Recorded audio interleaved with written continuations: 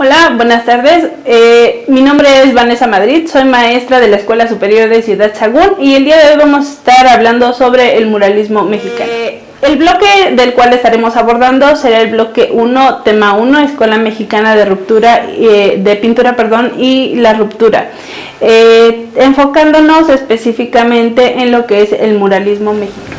Tenemos aquí nuestro índice, es muy rápido: objetivos, competencias, el muralismo, qué es la pintura mural, etapas del muralismo, manifiesto, algunas técnicas que se empleaban en aquel entonces y bueno, que a la fecha también se siguen algunas ocupando, de acuerdo, alguna actividad que pueden ustedes hacer en casa. Y tenemos los objetivos generales: identificar, poder reproducir y tener un criterio propio acerca de lo que es las artes aquí en México, enfocándonos específicamente finales del siglo XIX y principios del siglo XX. Las competencias, formación y humanidades, experimentaremos por medio de nuestra vista, de nuestros sentidos, toda esta situación acerca del muralismo como un hecho histórico, ¿de acuerdo? Analizaremos algunas situaciones específicas y vamos a practicar en la reproducción de un mural, puede ser en su cuaderno o en donde sea, ya les explicaré más adelante. Para empezar, ¿qué es el muralismo?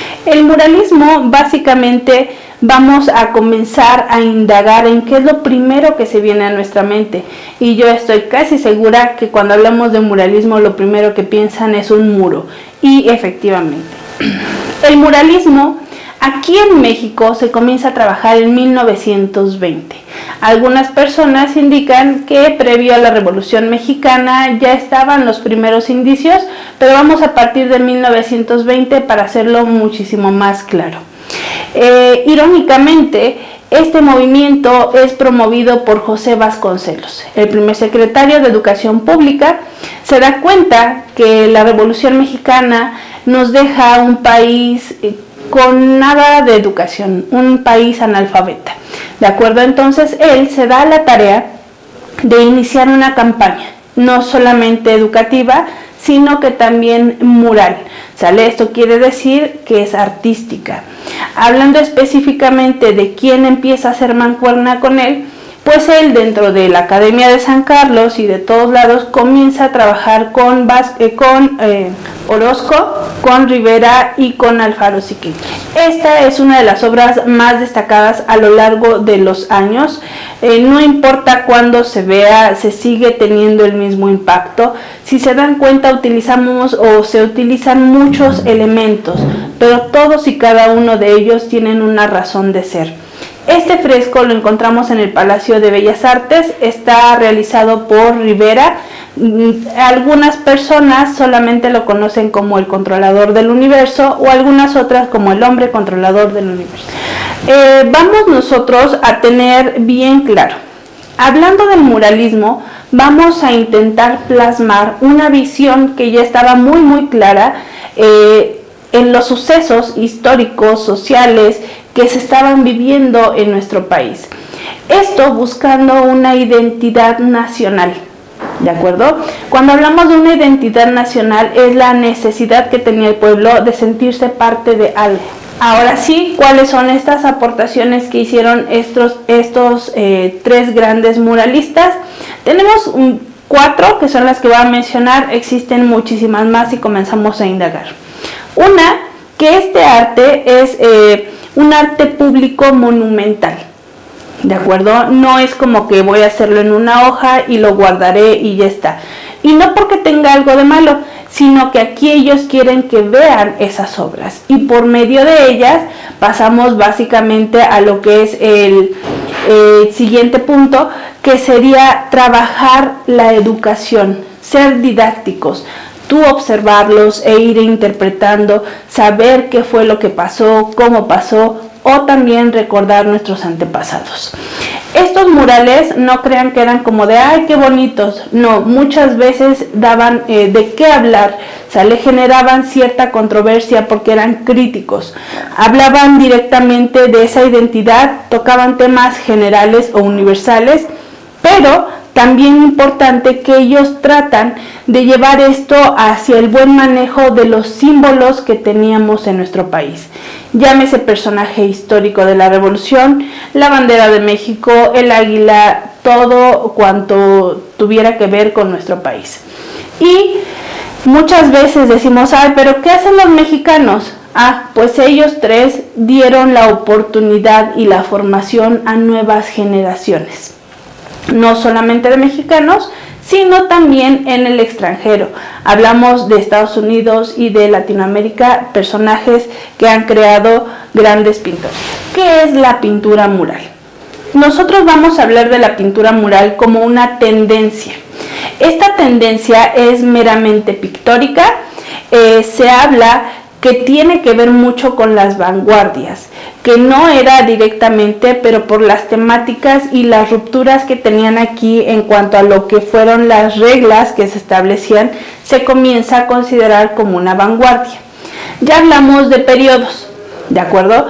Pero aquí vamos a manejar que de 1922 a los años 50, toda esta pintura mural comenzó a alzar muchísimo más la voz.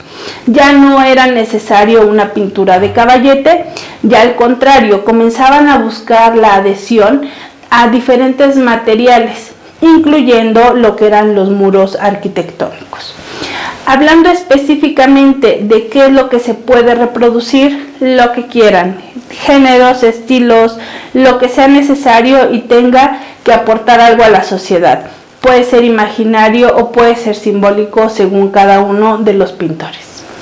Tenemos tres etapas. La primera es de 1921 a 1934. Básicamente en este punto estaba muy sensible la parte de la Revolución Mexicana, teníamos problemas sociales, estábamos nosotros hablando de una reivindicación del pasado que ya teníamos. Ya basta con que los españoles nos habían conquistado, ahora querían darle un vuelco y una importancia más allá al aspecto indígena. Tenemos la segunda etapa de 1934 a 1940. En este periodo la temática sigue siendo la misma, pero es un periodo de reflexión, porque muchos pintores comienzan a tener dificultades unos con otros por el manejo de estos muros.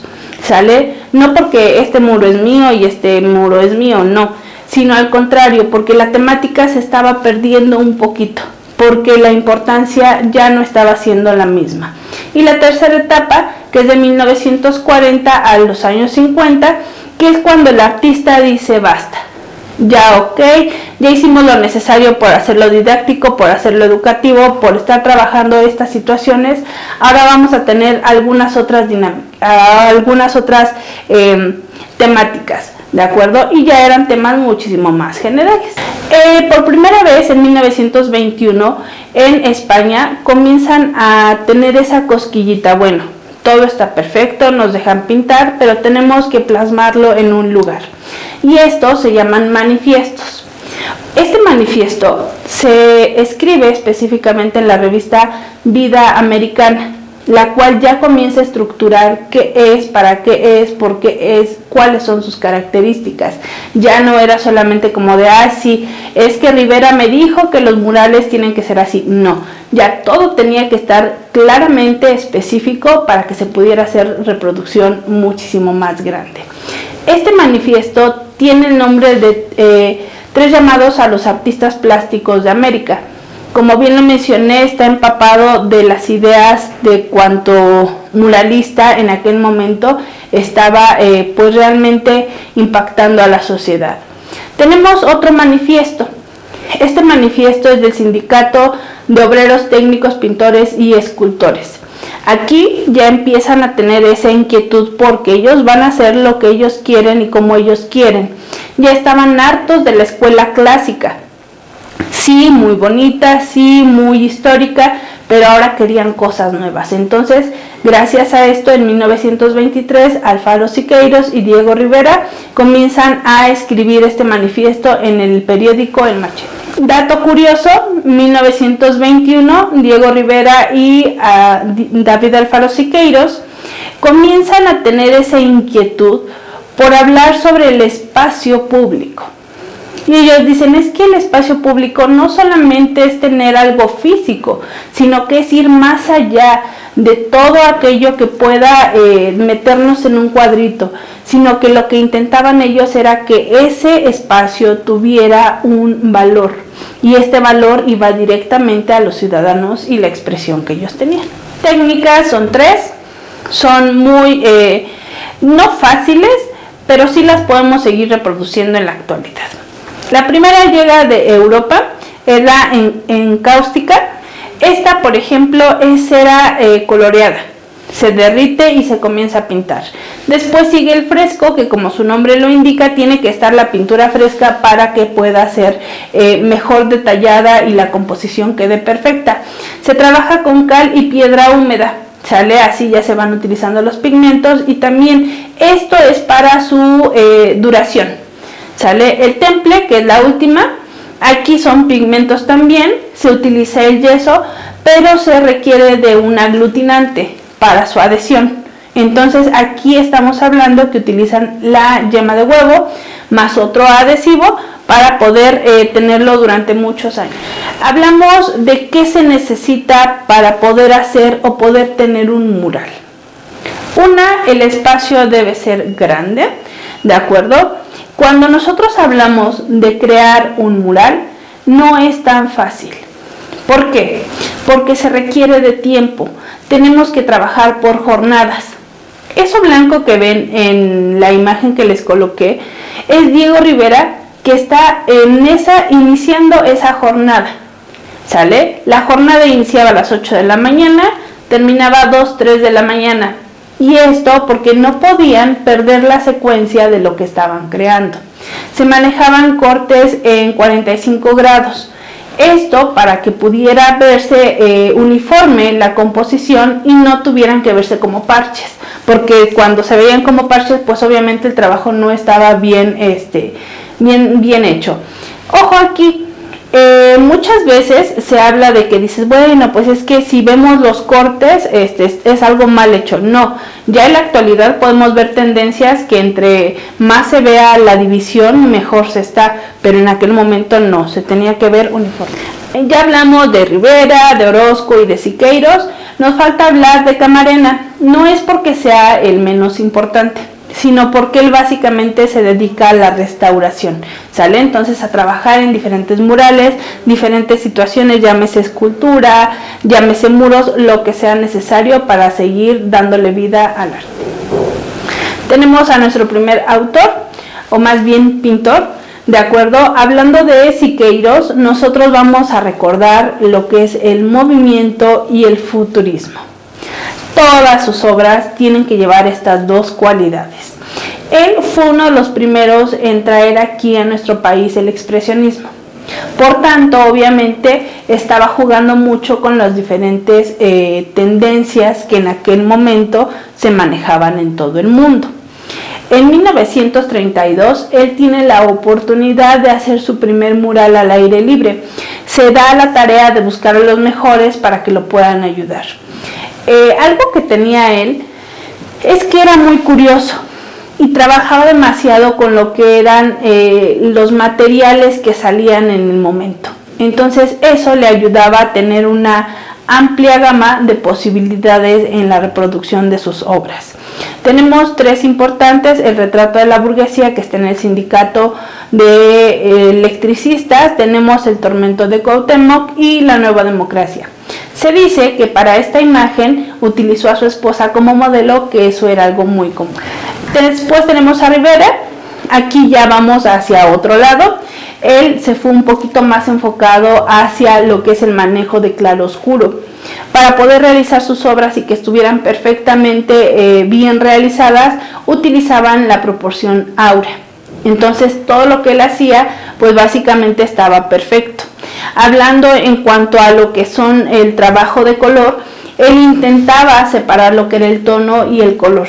Entonces así dar un mayor impacto visual hacia lo que tú estabas viendo. Él dibujaba sobre los muros, ¿sale? Y eso era lo más increíble, porque pues de tenerlo aquí lo comenzaba a reproducir. Y fue uno de los primeros aquí en México en estar trabajando con el cubismo. Obras importantes, tenemos la creación. Tenemos la epopeya del pueblo mexicano, ¿sale? Y tenemos el cárcamo de Chapultepec. Después seguimos con Clemente Orozco. Esta es una de mis obras favoritas, es Miguel Hidalgo, ¿de acuerdo? Él comienza a trabajar, sí en muros, pero antes de ello trabaja en caballete. Su manejo era impresionante con la composición pictórica y estructural, ¿de acuerdo? Pero él se da cuenta que a partir de lo que él ya tenía y con el buen manejo de utilizar sus bocetos y dibujos a escala, como lo hacían los arquitectos, podía buscar o encontrar más bien la perfección. Entonces colocaba armazones en toda la pared y esto pues obviamente le daba un espacio a cada una de las partes de su composición y lo hacía perfecto y excepcional. Tenemos la alegoría nacional, que está en la Escuela Nacional de Maestros, que es una de las más conocidas y de las más bellas. Ya para ir cerrando esto, vamos a hablar de Jorge González Camarena. Esta es su obra El Abrazo. Él, como bien lo mencioné, se dedica a la restauración de monumentos coloniales. Entonces también tenía que estar constantemente actualizado y también investigar en códices, también investigar en cualquier situación que pudiera para poder así reproducir lo que él quería. Tenía una intención muy clara y era mostrar al mundo lo que era la cultura indígena y el aspecto prehispánico. Aquí pues no necesitamos indagar demasiado, hablamos de la conquista española, cómo está un guerrero, ¿de acuerdo? Entonces esto él empieza a conjugarlo y pues a partir de ello se hace muy codiciado por la gran mayoría en el país. Tenemos dos obras importantes, Díptico para la vida y Murales en el Palacio de Bellas Artes. Hablando de dípticos, y solamente hacemos un paréntesis, recuerden que un díptico es un cuadro, por así llamarlo, con una imagen, después tenemos otro cuadro con otra imagen y así se van haciendo un díptico o un tríptico según se necesite. Para concluir, vamos a recordar que el muralismo mexicano es un gran movimiento que pues no solo impactó en el aspecto artístico, sino que también en lo social y en lo político. Esto vino a abrirnos un poquito los ojos con referente a lo que pasaba en la realidad, ¿sale? Estuvo lleno de dramatismo, de dolor, de épica y pues eso obviamente llamó muchísimo más la atención. Y todo esto que acabo de mencionar buscando una identidad. Así podemos tenerlo bien claro qué es el muralismo en México y obviamente crear nuevas tendencias. Como actividad, esta es una actividad en casa, ¿de acuerdo? Yo aquí les dejo hacer una reproducción pictórica del artista que más te identifique. Puedes sentirte un poquito como Siqueiros, puedes ser más como Camarena y rescatar los aspectos indígenas y prehispánicos. Esto ya te lo dejo a tu gusto. Puedes utilizar acuarelas, puedes utilizar gis pastel, lápiz, lo que tengas en casa, pero siempre es bueno seguir practicándolo. Aquí están las referencias y sin más que decir, les agradezco su tiempo.